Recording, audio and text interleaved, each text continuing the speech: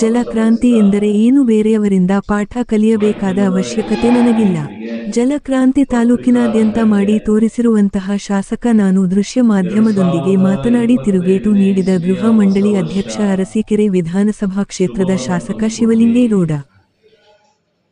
ಈ 1 ವರ್ಷಗಳ ಕಾಲ ಸುದೀರ್ಘವಾಗಿ ಸುಖ, ನೆಮ್ಮದಿ, ಶಾಂತಿಯಿಂದ ಬಾಳಲಿಕ್ಕೆ ಆ ಪರಮಾತ್ಮ ನಮಗೆಲ್ಲ ಅವಕಾಶವನ್ನು ಮಾಡಲಿ ಅಂತೇಳಿ ಆ ಭಗವಂತನನ್ನು ಪ್ರಾರ್ಥನೆ ಮಾಡ್ತಾ,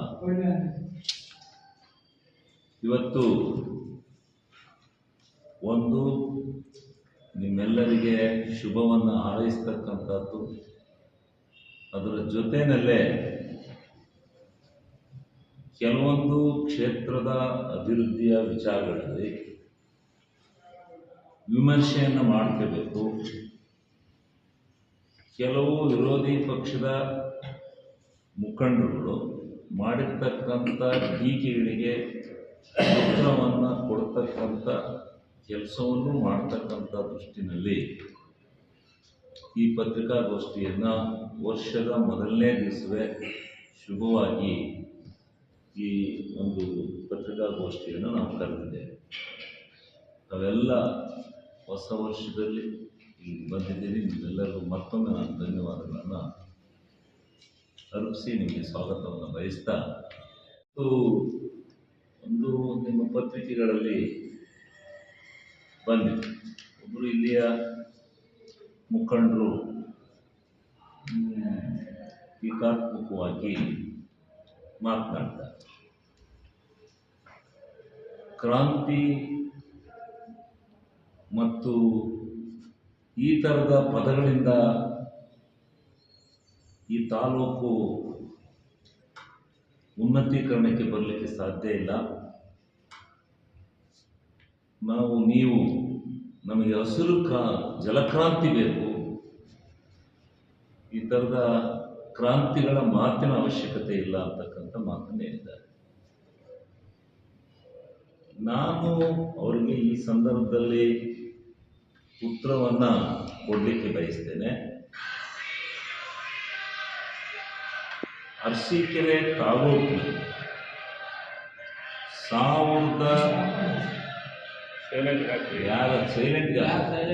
ನಮ್ಮ ತಾಲೂಕಿನಿಂದಲೇ 320 ಟಿಪ್ಟೂರು ಎಲ್ಲ ಕಡೆಯಿಂದ ಒಟ್ಟು 540 ಎಕರೆ ಭೂಮಿಯನ್ನು ಬದಲಿ ಫಾರೆಸ್ಟ್ಗೆ ಲ್ಯಾಂಡನ್ನು ಬಿಟ್ಟುಕೊಟ್ಟು ಈಗ ಅವರು ಇನ್ನೂ ಕ್ಲಿಯರೆನ್ಸ್ ಕೊಟ್ಟಿಲ್ಲ.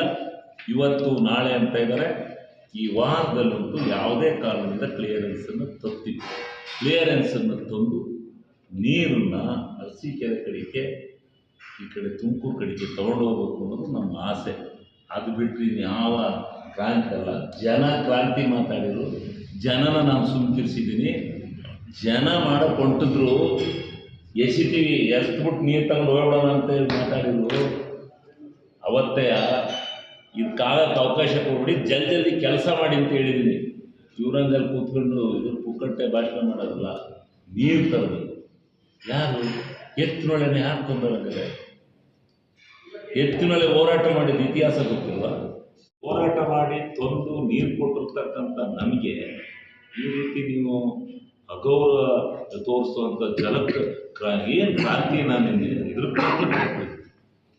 ಆಮೇಲೆ ಇನ್ನೊಂದು ರಕ್ತಕರ ಕ್ರಾಂತಿ ಆಗುತ್ತೆ ಅಂತ ಹೇಳಿದ್ವಿ. ಆ ವಿಚಾರಕ್ಕೆ ಸನ್ಮಾನ್ಯ ಮುಖ್ಯಮಂತ್ರಿ ಸಿದ್ದರಾಮಣ್ಣವರ ಮೇಲೆ ಆಪಾದನೆ ಇಲ್ಲದೆ ಇದ್ದಾಗ ಇವರೇನು ಕೆಟ್ಟದಾಗಿ ಅವ್ರ ಮೇಲೆ ಆಪಾದನೆ ಮಾಡಿಸಿ ಪಳ್ಳು ಇದು ಮಾಡ್ತಾ ಇದ್ದಾರೆ. ಅವರನ್ನೇನಾದ್ರೂ ಮುಖ್ಯಮಂತ್ರಿಗಳಿಂದ ಇಳಿಸಿದ್ರೆ ಸಂಘರ್ಷ ಆಗುತ್ತೆ, ಜನ ಹೊಡೆದಾಡ್ತಾರೆ, ಜನ ದಂಗೆ ಹೇಳ್ತಾರೆ ಅಂತ ಹೇಳಿದ್ದೀನಿ. ಏನು ತಪ್ಪೇನು? ಇನ್ನೇನು ಹೇಳ್ಬೇಕಾಯ್ತು? ಮುತ್ತು ಕೊಡ್ತಾರೆ ಅಂತ ಹೇಳ್ಬೇಕಾಯ್ತು. ಸಿದ್ದರಾಮಯ್ಯ ತೆಗೆದು ನಿಮಗೆಲ್ಲ ಬಂದು ಮುತ್ತು ಕೊಡ್ತಾರೆ ಅಂತ ಹೇಳ್ಬೇಕಾಯ್ತು. ನಾನು ಅದನ್ನೇ ಹೇಳಬೇಕು. ಜನ ಭಾವನೆ ಹೆಂಗಿದೆ ಅದು ಗೊತ್ತಾಗಲ್ಲ. ಮೊನ್ನೆ ನಡೆಸವೆ ಸಿದ್ದರಾಮಣ್ಣನ ಬರೀ ಒಂದು ಇದಕ್ಕೆ ಎಷ್ಟು ಲಕ್ಷ ಜನ ಸೇರಿರು ಅಂತ ಗೊತ್ತಾಗ್ತದೆ. ಮೊನ್ನೆ ಇನ್ನೇನಾರು ಹೆಚ್ಚು ಕಮ್ಮಿ ಮಾಡಿದ್ರೆ ಏನಾಗ್ತದೆ? ನ್ಯಾಯಬದ್ಧವಾಗಿ ಸಿದ್ದರಾಮಣ್ಣ ತಪ್ಪು ಮಾಡಿದ್ರೆ ನೀವೇನಾದ್ರು ಕ್ರಮ ತಗೊಳ್ಳಿ. ಅವ್ರು ತಪ್ಪು ಮಾಡಿಲ್ಲ. ತಪ್ಪು ಮಾಡದೇ ಇರೋದನ್ನ ನೀವು ಸುಳ್ಳು ಇದು ಮಾಡಿಕೊಂಡು ಎಂಥದ ಒಂದು 14 ಸೈಟ್ಗೆ ಒಬ್ಬ ಮುಖ್ಯಮಂತ್ರಿ ಹೋಗ್ಬೇಕಲ್ರಿ ಇದು ಮಾಡಕ್ಕೆ. ಒಬ್ಬ ಮುಖ್ಯಮಂತ್ರಿ ಮನಸ್ಸು ಮಾಡಿ ಸೈಟ್ ತಗೋಬೇಕು ಅಂದ್ರೆ ಒಂದು ದಿವ್ಸಕ್ಕೆ 1000 ಸೈಟ್ ಬೇಕಾದ್ರೂ ಬರೀಸ್ಕೊಂಡು ಸಾಯಂಕಾಲದಲ್ಲಿ. ಅಂಥದ್ದು ನೀವು 14 ಸೈಟ್ಗೆ ಸುಮ್ಮನೆ ಏನೇನೋ ಹೇಳ್ಕೊಂಡು ಎಂಥದ್ದು ಅದರಲ್ಲಿ ಹೇಳಿ ಏನೈತೆ ಅದರಲ್ಲಿ. ಇವ್ರಿಗೂ ಸಂಬಂಧ ಗಿಫ್ಟ್ ಬಂತು, ಗಿಫ್ಟ್ ಕೊಟ್ಟರು BJP ಅವರು ಮೂಡಾದಲ್ಲಿ ಅಧ್ಯಕ್ಷರು ಅವರೇ. ಯಾಕೆ ಕೊಟ್ಟರು?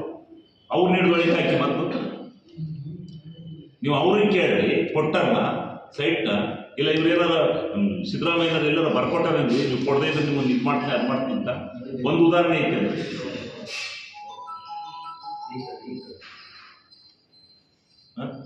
ಇಂಥ ಪರಿಸ್ಥಿತಿನಲ್ಲಿ ಒಂದು ಇವರು ಸಿದ್ದರಾಮಯ್ಯನ ಬಗ್ಗೆ ಏನಾದ್ರು ಮಾಡಿದ್ರೆ ಜನ, ಸಾಮಾನ್ಯ ಜನ, ಇವತ್ತು ಯಾರ್ಯಾರು ಬಡವರಿದ್ದಾರೆ ಆ ವರ್ಗದ ಜನ ದಂಗೆ ಹೇಳ್ತಾರೆ, ಕ್ರಾಂತಿ ಆಗುತ್ತೆ ಅಂತ ಹೇಳಿದ್ರು.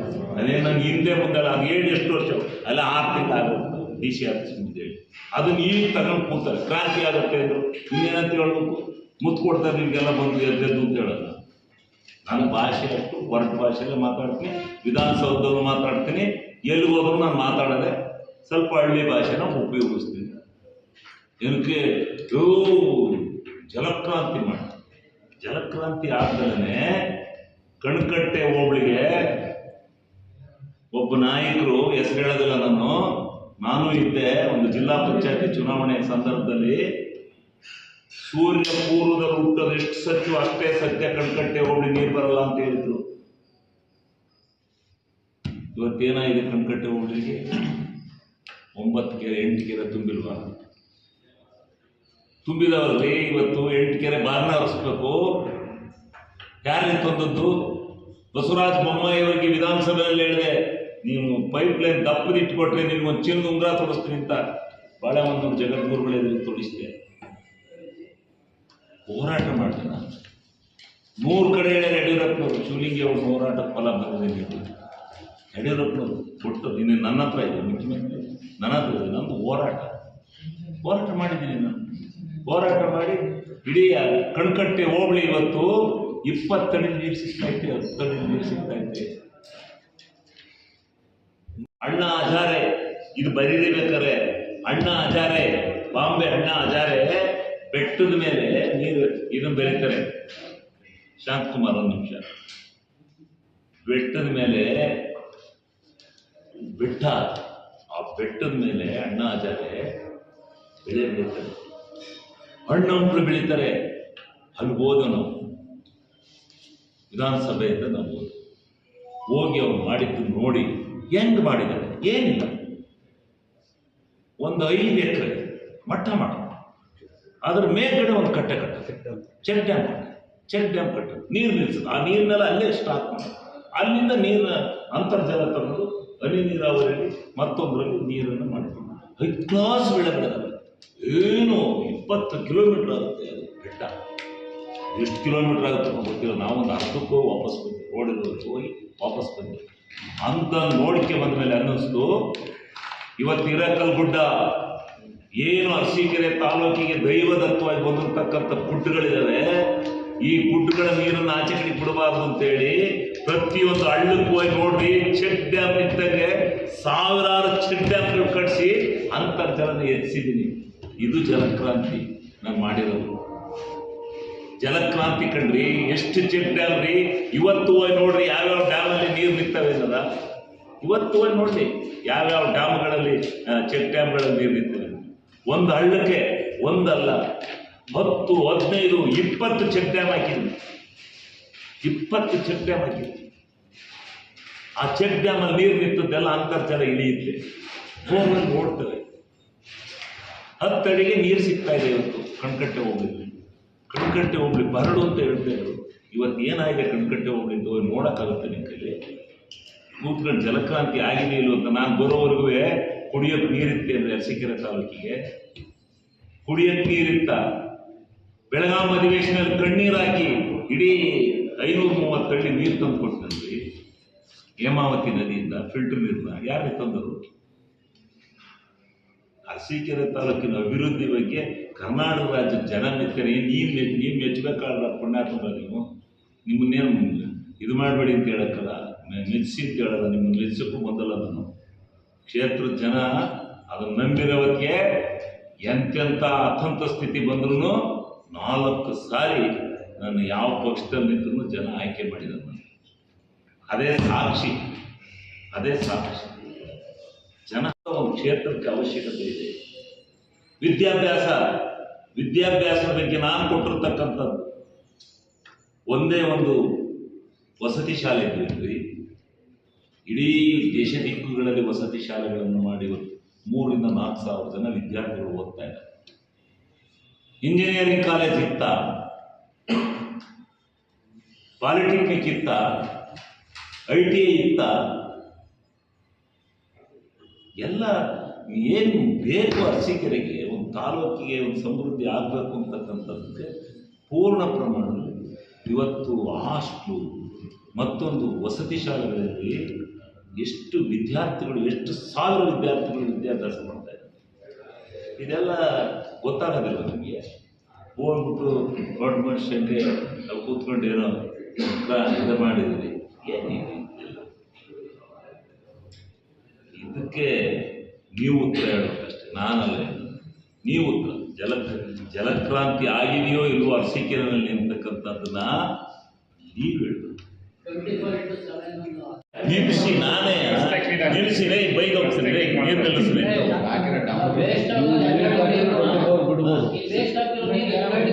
ಎರಡು ಹಳ್ಳಿ ಕೊಡು.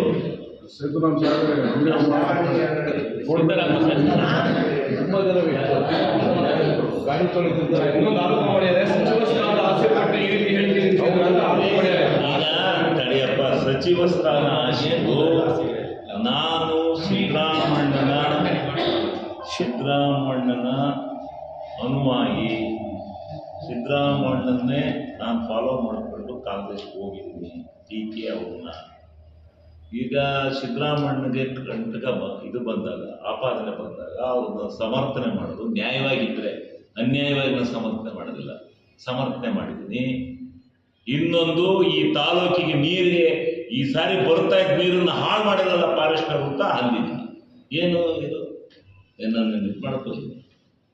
ಕಾಂಗ್ರೆಸ್ ನಾಯಕರ ಕೈಲಿ ಹಿಡಿಸಿದ್ದಾರೆ ಸಚಿವ ಸ್ಥಾನ ಕೊಡಿಸಿ ಅಂತ. ಅಲ್ಲ, ಕಾಂಗ್ರೆಸ್ ನಾಯಕರ ಕೈಲಿ ಸಚಿವರ ಸ್ಥಾನ ನೋಡ್ರಿ, ಸಚಿವರನ್ನ ಮಾಡೋದು ನಾನು ಹೇಳಪ್ಪ ಇದ್ದೆ. ಸಿದ್ದರಾಮಯ್ಯ ಇಲ್ಲೇ ಅರಸೀಕೆರೆಯಲ್ಲಿ ಬಸ್ ಸ್ಟ್ಯಾಂಡಲ್ಲಿ ಶಿವಲಿಂಗೇಗೌಡರನ್ನು ಮಿನಿಸ್ಟರ್ ಮಾಡ್ತೀನಿ ನಾನು ಹೇಳಿದ್ರು, ಸ್ಟೇಡಿಯಮಲ್ಲಿ ಹೇಳಿದ್ರು ನಿಮಗೆ ಮಂತ್ರಿ ಸ್ಥಾನ ಕೊಡ್ತೀನಿ ಅಂತ. ಕೊಟ್ಟಿಲ್ಲಪ್ಪ, ಇಲ್ಲಾಂದ್ರೆ ಬೈಕೆ ಮುಗಿದೋಗುತ್ತೆ, ಕೆಲಸ ಮುಗಿದೋಗುತ್ತೆ. ಇದ್ರೆ ಹಣ ಬರ್ದಿದ್ರೆ ಕೊಡ್ತಾರೆ. ನಾವು ಅದು ನೀನು ಅದಕ್ಕೋಸ್ಕರ ಏನು ಲಾಬಿ ಮಾಡ್ತಾ ಇರೋದು, ನಾನು ಅದಕ್ಕೆ ಯಾಕೆ ಲಾಬಿ ಮಾಡಕ್ಕೆ ಹೋಗ್ಬೇಕು? ನನಗೆ ಅವಶ್ಯಕತೆ ಏನಿದೆ? ಮಂತ್ರಿ ಕೊಡೋದು ಬಿಡೋದು ಅವ್ರಿಗೆ ಬಿಟ್ಟಿದ್ದು, ಹೈಕಮಾಂಡ್ ಬಿಟ್ಟಿದ್ದು. ಅದಕ್ಕೆ ನಾನೇ ಯಾಕೆ ಲಾಬಿ ಮಾಡ್ಬೇಕು? ಅದಕ್ಕೆಲ್ಲ ಹಿಂಗೆ ಯಾಕೆ ಮಾತಾಡ್ಬೇಕು? ಹಿಂಗೆ ಮಾತಾಡ್ಬೇಕು? ನನ್ನ ಕ್ಷೇತ್ರದ ಜನಕ್ಕೆ ಎಂಥ ಸಿಟ್ರಿ ಅವತ್ತು ನೋಡ್ಬೇಕಾಯ್ತು. ಆ ನೀರು, ಆ ಬೇಲೂರು ಇದರಿಂದ ಒಳ್ಳೆ ಇದು ಹೋಗ್ತಾ ಇದ್ದದ್ದು ನೀರನ್ನ ಅದು ನೋಡ್ಬೇಕಾಯ್ತು. ಆ ಸ್ಥಿತಿನ ನನ್ನ ಅರಸೀಕೆರೆ ಕೆರೆ ಬಂದು ತುಂಬಿದ್ರೆ ನನಗೆ ಎಷ್ಟು ಸಂತೋಷ ಆಗೋದು, ನಮ್ಮ ಜನಕ್ಕೆ ಎಷ್ಟು ಸಂತೋಷ ಆಗುತ್ತೆ. ಇದಕ್ಕೆ ನಾನು ಮಾತಾಡಿದ್ರೆ ಏನು ಇದಕ್ಕೆ ಮಾತಾಡಿದ್ದೀನಿ? ಯಾರ್ಯಾರೋ ನಿಮ್ಮ ಮಂತ್ರಿ ಕೊಡದೇ ಇದ್ರೆ ಮಾಡ್ಯಾಕ ನಿಮ್ಮನ್ನ ಅಂತೇಳಿ ನಾನು ಅದಕ್ಕೆ ಯಾಕೆ ನಾನು ಹೇಳಿದ ಫಾರೆಸ್ಟ್ ಇಲಾಖೆ ಮೇಲೆ ನೀವು ಮೊನ್ನೆ ಮಾಡಿದ ಫಾರೆಸ್ಟ್ ಇಲಾಖೆಯವರು ಜನ ಇಷ್ಟೂ ಇದಾಕಿಬಿಟ್ಟು ಮಾಡಿಬಿಟ್ಟು ತೊಡೋಣ ಇದಾಕಿದ್ರು ಅಂತ ಅನ್ನೋ ಸ್ಟೇಜಿಗೆ ಬಂದರು ಜನ. ಯಾಕೆ ಕ್ರಿಮಿನಲ್ ಕೇಸ್ ಆಗುತ್ತೆ? ಯಾಕಾಗುತ್ತೆ? ಅವೆಲ್ಲ ಆಡು ಭಾಷೆಗಳು ಎಲ್ಲ ಮಾತಾಡ್ತಿರ್ತಾರೆ, ಬೇಕಾದಷ್ಟು ಅವೆಲ್ಲ ಮನುಷ್ಯನ ಜೀವನದಲ್ಲಿ ಈ ಗ್ರಾಮೀಣ ಭಾಷೆಯಲ್ಲಿ ಅಡಕವಾಗಿರುವಂಥ ವಸ್ತುಗಳು. ನಿನಗೆ ಇಡ್ತೀನಿ ನೋಡಿ ಆಟೋನೋಮ ಅಂತಾರೆ, ಇಟ್ಬಿಡ್ತಾರ ಸರ್. ನಿನಗೆ ಇಡ್ತೀನಿ ನೋಡಿ ಸರಿಯಾಗಿ ಬಾಂಬ ಅಂತಾರೆ, ಇಟ್ಬಿಡ್ತಾರ. ಆಡು ಭಾಷೆ ಅವು ಇರೋ ನಾವು ಅವೇನು ಕ್ರಿಮಿನಲ್ ಆಗಿಬಿಟ್ಟವು. ಇವ್ರು ಹೇಳ್ಬೇಕು ಕ್ರಿಮಿನಲ್ ಅಂತ. ಕ್ರಿಮಿನಲ್ ಕ್ರಿಮಿನಲ್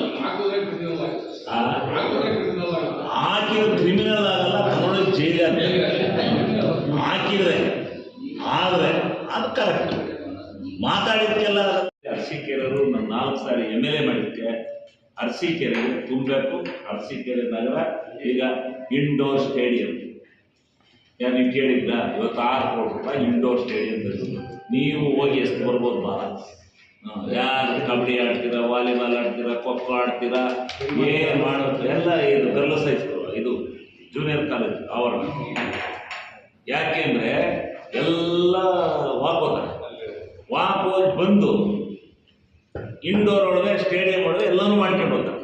ಎಲ್ಲ ಏನು ಜಿಮ್ಮಿಂಗು, ಇದು ಡಬ್ಬಲ್ಸು ಏನೇನು ಇರುತ್ತವೆ ಇನ್ನೆಲ್ಲರ ಮಾಡಿದರೆ ನಾವು ಇಲ್ಲಿಂದ ಇಲ್ಲಿ ಬಂದು ಸ್ಟೇಡಿಯಂ ತಗೋತಾರೆ. ಸ್ಟೇಡಿಯಂ ಬಂದರೆ ಇಲ್ಲಿ ಬರಲ್ಲ. ಅಲ್ಲಿ ಮಾಡ್ತಾ ಅಲ್ಲಿ ನಡೀತಾರೆ. ಕೆರೆ ಒಳಗೆ ನಡೆದವರು ಅಲ್ಲೇ ಸ್ವಿಮ್ಮಿಂಗ್ ಇರುತ್ತೆ. ಎಲ್ಲಿ ತಿಂಗಳೊಳಗಡೆ ಸ್ವಿಮ್ಮಿಂಗ್ ಪೂರ್ತಿ ಮಾಡ್ತೀವಿ. ತಿಂಗಳೊಳಗಡೆ ಕೆರೆ ಸ್ವಿಮ್ಮಿಂಗು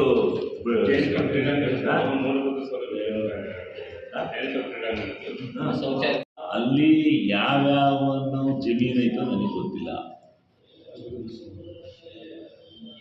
ಆ NGOಗಳು ಎದ್ದದು ಬೈರ್ನಾಥ್ ನಂಡ, ಅವರು ಬೈರ್ನಾಥ್ ನಂಡರು ಮತ್ತು ಆ ಕಡೆ ಕಣ್ಕಟ್ಟರೆಲ್ಲ ನಾವು ಅರಸೀಕೆರೆ ಟೌನ್ ಪ್ರವೇಶ ಮಾಡಬೇಕಾದ್ರೆ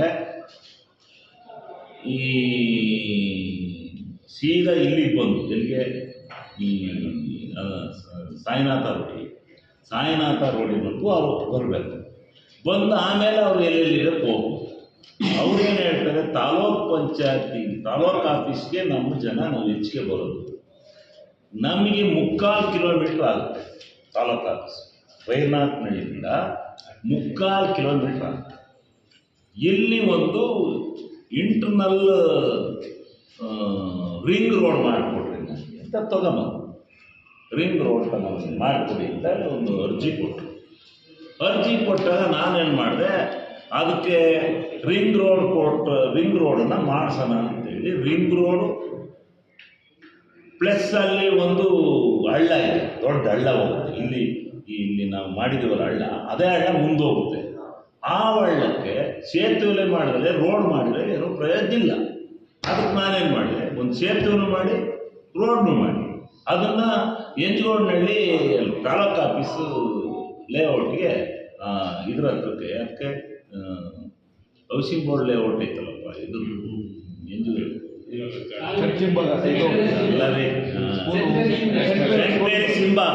ಅಲ್ಲಿ ತಗೊಂಡೋಗಿ ಕನೆಕ್ಟ್ ಮಾಡಿದ್ದು.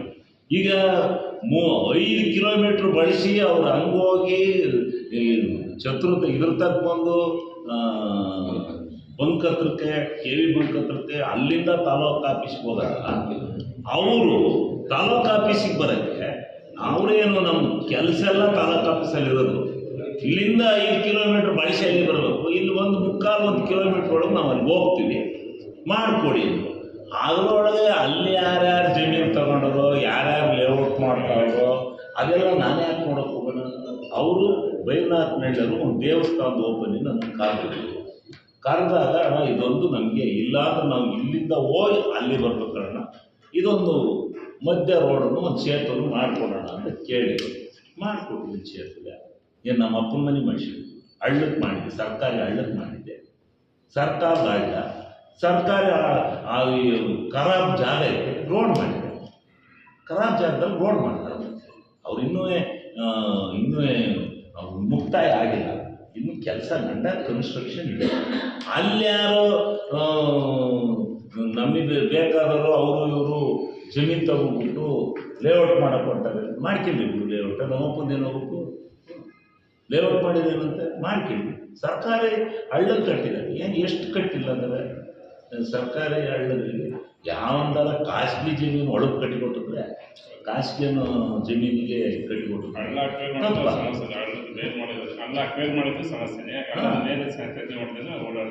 ಓಡಾಡ್ತಾರೆ. ಈಗ ರೋಡ್ ಆಗುತ್ತೆ, 3/4 ಕಿಲೋಮೀಟ್ರ್ ಒಳಗೆ ಅಲ್ಲಿ ಹೋಗ್ತಾರೆ. ಅವನ ಕಂಟ್ರಾಕ್ಟ್ ನಾನು ಒಂದು 50 ಸಾರಿ ಹೇಳಿದೆ. ಅಲ್ಲಿ ಜನ ಎಲ್ಲ ನಾನು ಕೇಳ್ತಾ ಇರೋದು, ಬರೀ ಸೇತು ಮಾಡಿ ನಿಲ್ಲಿಸ್ಬಿಟ್ಟ, ರೋಡ್ ಮಾಡಲ್ಲ.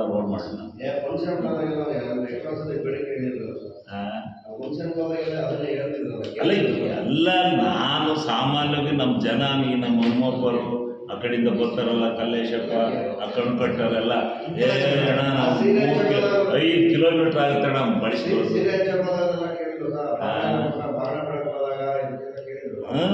ಆವಾಗ ಈ ಇವರು ಅದು ಲೇಔಟ್ದಾರರಿಗೂ ಅನುಕೂಲ ಆಗಿರ್ಬೋದು, ನಾನಿಲ್ಲ ಅಂತೇಳಿ. ಯಾರು ಅಲ್ಲಿ ಮಾಡಕೊಂಡ್ರೆ ಅವ್ರೇನು ರೋಡ್ ಮಾಡ್ತಾರೆ ಮಾಡೋಕ್ಕಾಗುತ್ತ? ಒಂದು ರಿಂಗ್ ರೋಡ್ ಲೇಔಟ್ ದಾರ ಮಾಡಿದ್ರು ಅಂತ ಬಿಡಿಸಿ ಕಟ್ಟಿಸ್ತಾನೆ. ಅವನ ಎಂತಂದ್ರೆ ಚಿಕ್ಕದು ಮಾಡ್ಕೊಂಡು ಲೇಔಟ್ ಮಾಡ್ತಾನೆ, ಅದರೊಳಗೆ ಎಲ್ಲ ಹೋಗ್ತಾಗುತ್ತ, ಜನ ಹೋಗ್ತಾಗುತ್ತ ಲೇಔಟ್ ಒಳಗೆ. ಅದು ಒಂದು ರಿಂಗ್ ರೋಡ್, ಅರಸೀಕೆರೆಗೆ ಅತಿ ಅವಶ್ಯಕತೆ ಇರುವಂಥ ರಸ್ತೆ ಅದು. ಅದನ್ನು ಇವು ಯಾವುದು ಏನು ಅಂತ ಗೊತ್ತಿಲ್ಲ ಇವಕ್ಕೆ, ಹೋಗ್ಬಿಟ್ಟು ಅದನ್ನೇನೋ ಮಾಡಿಬಿಟ್ಟು ಲೇಔಟ್ ಮಾಡ್ಕೊಂಡು ದುಡ್ಡು ಹೊಡಿ. ಏನು ದುಡ್ಡು ಲೇಔಟ್ ಮಾಡ್ಕೊಂಡು ದುಡ್ಡು ಹೊಡಿತಾರೆ ಇವ್ರು? ಒಳಗೆ ಲೇಔಟ್ ಮಾಡ್ಕೊಂಡು ಯಾರತ್ತವ್ರು ಅಂತ ಗೊತ್ತಿಲ್ವ? ಹಂಗೆ ಇವೆಲ್ಲ ಬಿಡಬೇಕು. ಏನು ರಾಜಕೀಯದಲ್ಲಿ ನಾವು ಇದೀವಿ ಅಂತ ತೋರ್ಸೋಕ್ಕೆ ಸ್ಟೇಟ್ಮೆಂಟ್ಗಳನ್ನ ಕೊಟ್ಟು ಅಲ್ಲೇನೋ ಮಾಡೋವಂಥದ್ದನ್ನ ಇದೆಲ್ಲ ಕೈಬಿಡ್ಬೇಕು. ನಾನು ಅವ್ರ ಬಗ್ಗೆ ಎಲ್ಲ ಮಾತಾಡೋದು ನನಗೆ ಇಂಟ್ರೆಸ್ಟ್ ಇಲ್ಲ, ನಾನು ಮಾತಾಡೋದಿಲ್ಲ, ಅದರ ಅವಶ್ಯಕತೆ ನನಗಿಲ್ಲ. ನಾನು ಜಲಕ್ರಾಂತಿನ ನಿಜವಾಗ್ಲೂ ಅರಸೀಕೆರೆ ತಾಲೂಕಿಗೆ ಮಾಡಿದ್ರೆ ನೀವು ಬರೀರಿ, ನಿಜ ಸ್ಥಿತಿ ಇಲ್ಲ. ಇವ್ರು ಸುಳ್ಳು ಹೇಳ್ತಾನೆ ಅಂತಾರೆ ಪಾಪ. ನಮಗೆ ಆಸಕ್ತ ಇವರಿಗೆ ಗೊತ್ತದಲ್ಲೇ ಏನಾದ್ರು ಬರೆದಿರ್ಬೋದು. ನೀವು ಬರೀಬೇಕು, ನಿಮ್ಮ ಸ್ಥಿತಿ ಗೊತ್ತಿದೆಯಲ್ಲ. ಈಗಿನ 8 ದಿವಸಕ್ಕೆ ಕಣ್ಕಟ್ಟೆ ಒಬ್ಬರಿಗೆ ಬಾಗಿನ ಬಿಡಕ್ಕೆ ಬರ್ತೀವಿ, ನೀವು ಬರೀರಂತೆಲ್ಲ ಬಾಗಿನ ಬಿಡಕ್ಕೆ ಕಣ್ಕಟ್ಟೆಗೆ ಅದಕ್ಕೆಲ್ಲ ಇದು ಮಾಡ್ತಾರೆ. ಅಂದರೆ ಅವಕ್ಕೆ ಅನ್ಪಾರ್ಲಿಮೆಂಟ್ರಿ ಅಂತ ಯಾವ ಅಶ್ಲೀಲ ಪದಗಳಿಂದ ಅವನು ಉಪಯೋಗಿಸ್ಬಾರ್ದು. ಸೇತುವೆ ನಿರ್ಮಾಣದಲ್ಲಿ ಅದನ್ನು ಹೇಳ್ತೀನಿ.